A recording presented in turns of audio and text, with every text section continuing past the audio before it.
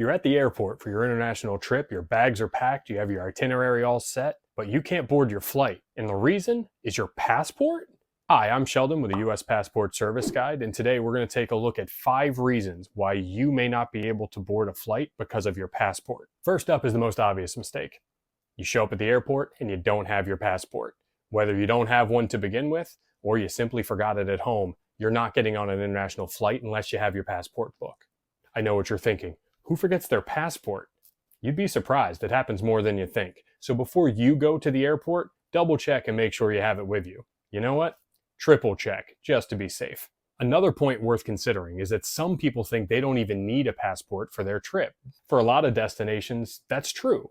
If you're flying within the United States, or you're flying to a US territory like Puerto Rico, you technically don't need a passport. However, emergencies happen. Sometimes you might have your flight rerouted through an international airport or an international destination. If you don't have a passport, you're going to be stuck in an airport or at a gate or potentially not able to fly at all. So if you have a passport and you're planning on flying anywhere, sometimes it's just the best move to pack it anyway. This is a big one, an expired passport. Just because you have a passport doesn't mean you can use it. One of the most common issues people face when trying to fly internationally is that they have an expired passport. Here's the thing, your passport doesn't care about your travel plans. If your passport is past its expiration date, your travel plans are cooked. Airlines aren't going to let you board, and customs officials certainly aren't going to let you cross their borders. Our advice?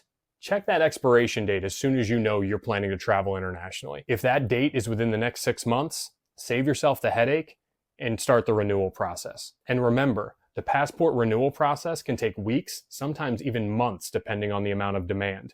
So plan ahead.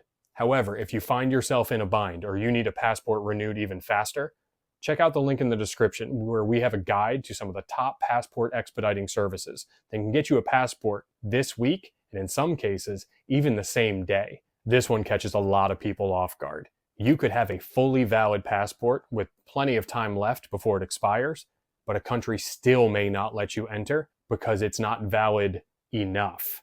There are plenty of countries that require 6 months of validity remaining on your passport. You may ask, but why? If it's valid, right? Not necessarily.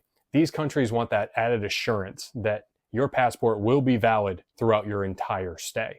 They don't want to risk you showing up and then not being able to leave because your passport has been invalidated or expired. 6 months of validity is the most common time frame, but there are some countries, many of which are in Europe, that only require 3 months of validity. Moral of the story, always check that expiration date. And if your passport doesn't have at least 6 months of validity, get it renewed. Why wait? Now let's talk about damaged passports.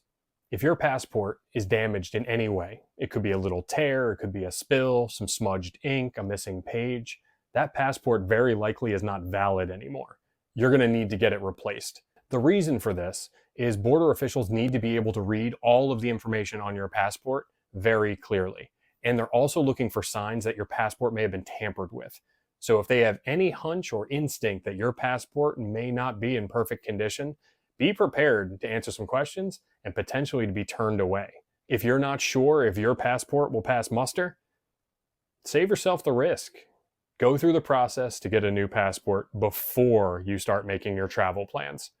Again, there are some links in the description to our guide to replacing damaged passports, as well as how to expedite a replacement if suddenly you're realizing right now that your passport might get flagged at the border.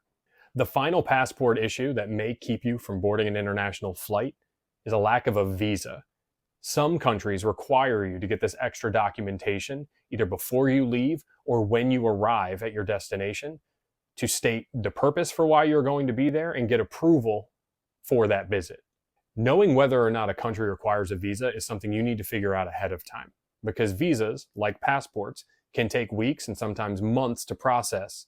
Some countries even require you to visit an embassy in person to be able to get your visa approved. So the smart play here is always check the visa requirements before you start booking your trip. And before we leave, I want to leave you with one more bonus tip. Make sure you have some empty pages in that passport book of yours, because there are some countries that require a certain number of blank pages for their visa stamps or for documentation. You could have a passport with a year of validity left and still be turned away because there's not enough space available for a customs agent to use. If your passport has run out of pages, there's no way to add more. You simply have to apply for a renewal or a replacement. So to wrap things up here, know that these passport problems are real. They will keep you from traveling internationally or boarding an international flight. Take a moment, go find your passport, take a look at it.